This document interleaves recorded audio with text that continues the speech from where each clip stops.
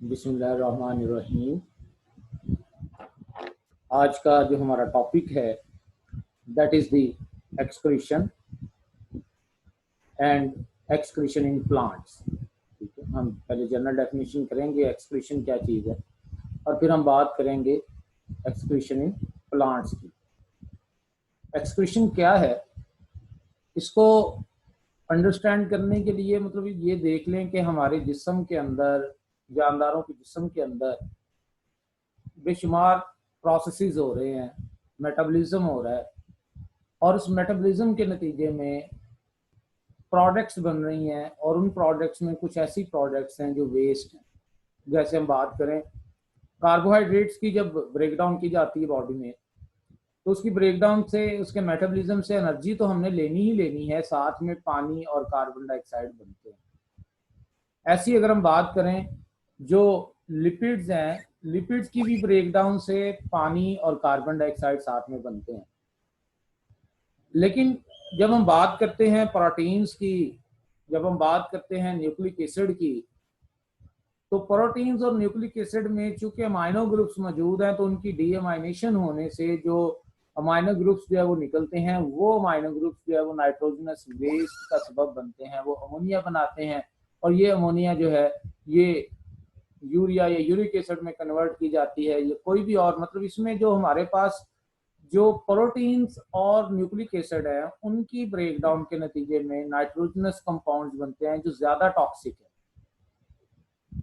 तो ये जो वेस्ट सब्सटेंसेस हैं जो मेटाबॉलिज्म के नतीजे में बने हैं, यानी कि जो मेटाबॉलिक वेस्ट है, इस मेटाबॉलिक वेस्ट के रिमूवल को हम एक्सक्रीशन कहते हैं। और इस मेटाबॉलिक वेस्ट में जो पर्टिकुलरली नाइट्रोजनस कंपाउंड्स, हम उनकी जो है वो बात करेंगे। ठीक है, तो हम अगर ये कहना चाहें कि सिर्फ और सिर्फ एक्सक्रीशन में नाइट्रोजनस वेस्ट ही होता है तो ये भी गलत है। एक्सक्रीशन के अंदर जो है नाइट्रोजनस वेस्ट मेनली और उसके अलावा जो है वो बाकी भी मेटाबॉलिक वेस्ट सारे का सारा शामिल है। तो ये मेटाबॉलिक वेस्ट, इसको जिस्म से निकालना बहुत ही जरूरी है क्योंकि ये जिस्म के अंदर टॉक्सिसिटी पैदा करता है, पीएच में चेंज लाने का सबब बनता है। तो बॉडी को मेंटेन रखने के लिए, होम्योस्टेसिस में रखने के लिए ये जरूरी है कि इसको रिमूव किया जाए। ठीक है, तो इसको रिमूव करने के अमल को हम क्या नाम देते हैं? एक्सक्रीशन का नाम देते हैं। यानी कि एक्सक्रीशन क्या है? That is the removal of waste metabolites. ये जो मेटाबॉलिक वेस्ट है और उसमें मेनली नाइट्रोजनस कंपाउंड्स आते हैं। ठीक है, उस नाइट्रोजनस कंपाउंड्स को जो है वो जिस्म से निकालने के अमल को हम क्या नाम देते हैं? इसको हम एक्सक्रीशन कहते हैं। तो मुख्तलिफ एनिमल्स हैं या प्लांट्स हैं, सब में ही एक्सक्रीशन का जो है वो प्रोसेस हो रहा है। एसेंशियल है ये लाइफ का, जरूरी है। इसके बगैर जो है वो लाइफ को मेंटेन रखना मुश्किल हो जाएगा क्योंकि ये जो मेटाबोलाइट्स हैं ये जिस्म के अंदर इतनी ज्यादा टॉक्सिसिटी पैदा कर देंगे कि इसको जो है वो इसको जिस्म के अंदर जो है वो रखना ही होना मुमकिन है। तो इसलिए इसको जिस्म से निकालना जरूरी है। अब वो कैसे निकालते हैं, हम पहले प्लांट्स की बात कर लेते हैं आज के टॉपिक में कि प्लांट्स किस तरह से जो इस मेटाबॉलिक वेस्ट को रिमूव करते हैं और फिर हम बात करेंगे एनिमल्स की इंशाल्लाह नेक्स्ट लेक्चर्स में। ठीक है, तो हम पहले बात कर लेते हैं प्लांट्स के अंदर एक्सक्रीशन कैसे हो रही है। एक्सक्रीशन इन प्लांट्स, प्लांट्स के हवाले से बात करें तो प्लांट्स के अंदर जो वेस्ट बन रहा है, ठीक है, अगर आप बात करें रेस्पिरेशन के नतीजे में प्लांट्स के अंदर कार्बन डाइऑक्साइड प्रोड्यूस हो रही है, पानी जो है वो प्रोड्यूस हो रहा है, बहुत ज्यादा ऑर्गेनिक और इनऑर्गेनिक वेस्ट वो भी जो है वो प्लांट्स के अंदर बन रहे हैं, जो ज्यादातर जो है वो प्लांट के वैक्यूल में स्टोर रहते हैं।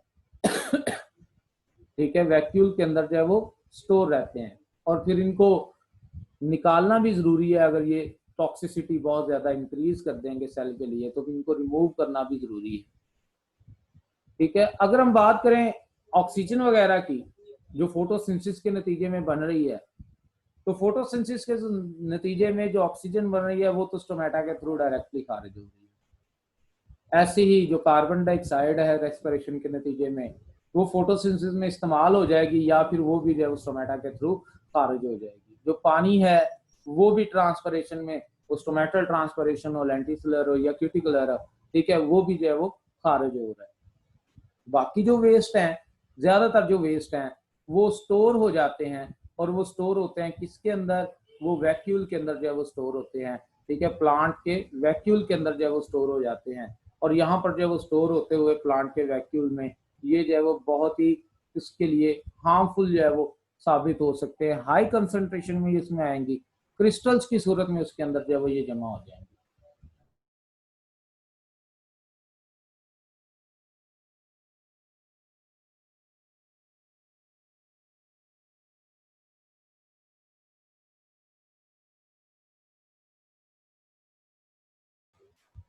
अब अगर हम बात करें, ये जो वेस्ट सारे का सारा वैक्यूल के अंदर स्टोर हो रहा है, ठीक है, सेल्स के अंदर वैक्यूल्स के अंदर जो वो स्टोर हो रहा है, इस वेस्ट को निकालना जरूरी है। अब कैसे निकाला जाता है, प्लांट्स के अंदर मुख्तलिफ वेज हैं जिनके जरिए वो एक्सक्रीशन करते हैं। जैसे अगर हम बात करें तो जो सबसे इंपॉर्टेंट जो वे है प्लांट के अंदर एक्सक्रीशन का, दैट इज थ्रू लीव्स। ठीक है, मोस्टली आपने देखा होगा जो प्लांट्स है ना, वो ऑटम में वो अपना जो लीव्स हैं उनको शट डाउन करते रहते हैं, उनको गिराते रहते हैं। और आपने ये भी ऑब्जर्व किया होगा कि वो जो पत्ते गिरते हैं खजा के मौसम में ज्यादातर वो सरसब्ज नहीं होते, बल्कि वो ज्यादा येलिश कलर के होते हैं। ठीक है, और ये येलिश कलर उसका जो है वो ज्यादातर ये ऑब्जर्व किया गया है कि उसके अंदर पिगमेंट्स, वेस्ट वगैरह के डिपॉजिट होने की वजह से है। ये जब पत्ते गिरते हैं पौधे से तो इन पत्तों के अंदर जो मौजूद वेस्ट है वो भी पौधे से निकल जाता है। ठीक है, तो इस तरह से पौधे ज्यादातर क्या करते हैं, अपने पत्तों को गिरा के अपने जो है वो वेस्ट से छुटकारा हासिल करते हैं। इसलिए हम पत्तों को हम एक्सक्रीटोफोर भी कहते हैं। ठीक है, तो इसमें जो प्लांट्स हैं, मैं इसमें एवरग्रीन प्लांट्स की बात नहीं कर रहा। एवरग्रीन प्लांट्स तो वो अपने पत्ते गिराएंगे ही नहीं, ठीक है, वो और वेज अख्तियार करेंगे, उनको भी हम डिस्कस करेंगे। ठीक है, तो ज्यादातर प्लांट्स जो है वो क्या करते हैं कि वो अपने जो है वो पत्तों के अंदर वेस्ट जमा करते रहते हैं और इनके जो है वो पत्तों का जो कलर है वो येलिश होना शुरू हो जाता है। ठीक है, क्लोरोफिल की कमी आना शुरू हो जाती है, अंदर ज्यादा डिपॉजिट वेस्ट, टॉक्सिसिटी बढ़ती जाती है पत्ते के अंदर। ठीक है, और फिर सीजनल इनकी शेडिंग कर दी जाती है। जब ये पत्ते शट डाउन होते हैं तो इन पत्तों के अंदर जो वेस्ट होगा वो भी जाहिरी तौर पर प्लांट से निकल जाएगा। अब लेकिन इन पत्तों के अंदर नाइट्रोजनस कंपाउंड्स अच्छे खासे हैं, मिनरल्स अच्छे खासे हैं, इसलिए गार्डनर की कोशिश होती है तो ज्यादातर वो इन्हीं पत्तों को लेके वो पौधों की जो है वो जड़ों में रख दे, खेत में कहीं ना, ये जो है वो नेचुरल फर्टिलाइजर के तौर पर जो है वो इसको इस्तेमाल करता है। अब चूंकि पौधा अपने इन पत्तों के जरिए अपनी एक्सक्रीशन कर रहा है, so these are called as excretophore. अक्सर एक शॉर्ट क्वेश्चन पूछ लिया जाता है, व्हाट आर एक्सक्रीटोफोर्स। ठीक है, तो प्लांट लीव्स आर एक्सक्रीटोफोर्स। क्यों? क्योंकि ये पौधे के लिए एक एक्सक्रीटरी ऑर्गन का रोल प्ले कर रहे हैं। ठीक है, सो दे आर टर्म्ड एज एक्सक्रीटोफोर। ठीक है, तो प्लांट्स आर कंसिडर्ड एज एक्सक्रीटोफोर। तो इसमें जो येलिंग है वेस्ट का, ठीक है, वो पत्तों का येलिश होना है, वो वेस्ट की वजह से है, पिगमेंट्स की वजह से है, मेटल्स की वजह से है। ठीक है, ये क्लोरोसिस जब उसमें नहीं देखी गई, ठीक है, क्लोरोफिल जब उनमें मौजूद होती है, लेकिन मेन इसके अंदर जो चेंज आ रहा है वो due to these nitrogenous compounds. उसके अलावा कुछ पौधे क्या करते हैं, वो अपने मेन स्टेम में और ब्रांचेस में उसमें जो ओल्ड जाइलम है, जो डेड टिश्यूज हैं, उनके अंदर वेस्ट को जमा करते रहते हैं। ठीक है, अपनी वुड में पर्टिकुलरली जो उसके अंदर जो है वो हार्ट वुड है उसके अंदर, ठीक है, जो डेड टिश्यूज हैं, जाइलम, ओल्ड जाइलम है उनके अंदर। ठीक है, तो आपने अक्सर देखा होगा कि जो स्टेम काटते हैं ना, लकड़ी जब काटते हैं तो उसका दरमियान वाला हिस्सा थोड़ा ब्लैकिश ब्लैकिश होता है, जैसे यहाँ पर डायग्राम में आपको क्लियर हो रहा है कि ये दरमियान वाला पोर्शन, ये जो ब्लैक है, ये जो ब्लैक वुड फॉर्मेशन है ना, this is also called as ebony. ठीक है, तो इसको ये जो ब्लैक कलर है, डार्क कलर है सेंटर में, that is due to the waste, ये नाइट्रोजनस वेस्ट की वजह से। इस वजह से ये जो दरमियान में ये जो लकड़ी है ये ज्यादा टॉक्सिक होगी। और आपने अक्सर नोट किया होगा कि जब दीमक वगैरह या कोई कीड़े लकड़ी को खाते हैं तो वो साइडों पे लकड़ी को जल्दी खा जाते हैं, लेकिन ये जो दरमियान में ये जो है वो लकड़ी होती है जिसका टेस्ट उनके लिए वो बहुत ज्यादा टॉक्सिक होता है, ये जल्दी जो है वो कीड़े भी इनको नहीं खाते, दीमक भी जल्दी इसको नहीं खाती। ठीक है, तो ये क्यों है इसके अंदर, वो नाइट्रोजनस वेस्ट की एक्यूमुलेशन की वजह से है। ठीक है, तो ये भी एक तरीका है प्लांट्स के अंदर एक्सक्रीशन का। और कुछ प्लांट्स ऐसे हैं जैसे कॉनिफर्स वगैरह, वो क्या करते हैं कि वो अपने इस नाइट्रोजनस वेस्ट को रूट्स के जरिए जो है वो एक्सक्रीट करते हैं into the soil, actively into the soil. ठीक है, और ये बेसिकली ये इस नाइट्रोजनस वेस्ट को केमिकल वेपन्स के तौर पर इस्तेमाल करते हैं। ठीक है, कि जो भी इंसेक्ट्स वगैरह कहीं इनका अटैक ना हो इस दरख्त के ऊपर, तो वो अपने जड़ों के जरिए इनको जो है वो नाइट्रोजनस वेस्ट को मट्टी में शामिल कर देते हैं। इस तरह से क्या होता है, पैथोजेंस का अटैक भी इनके ऊपर नहीं होता।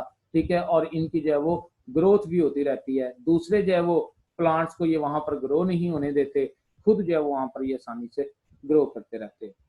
कॉनिफर्स इसकी जो है वो हमारे पास बेस्ट एग्जांपल्स हैं। ठीक है, तो ये 3 वेज हैं जिसके जरिए प्लांट्स अपनी एक्सक्रीशन कर रहे हैं। वो 3 वेज कौन से हैं, मैं फिर रिपीट कर देता हूँ। पहला वे जो है वो अपने स्टेम लीव्स के जरिए, तो लीव्स एक्सक्रीटोफोर का रोल प्ले करते हैं। ठीक है, दूसरा जो है वो वे, वो क्या है, वो अपने स्टेम के जरिए, स्टेम के अंदर स्टोर करते हुए, और स्टेम में स्टोरेज से जो है वो वुड ज्यादा हार्ड भी होती है और ज्यादा उसको सपोर्ट भी मिलती है, और नाइट्रोजनस वेस्ट से भी जो है वो छुटकारा मिल जाता है। और तीसरा जो है वो क्या है, वो अपनी रूट्स के जरिए। ठीक है, तो जो एवरग्रीन प्लांट्स हैं जैसे कॉनिफर्स वगैरह हैं, वो इन रूट्स के जरिए अपना जो है वो एक्सक्रीशन करते रहते हैं। That is about the excretion in plants. इंशाल्लाह हम नेक्स्ट टाइम जो है वो डिस्कस करेंगे एक्सक्रीशन इन एनिमल्स को। ठीक है, that is about excretion in plants.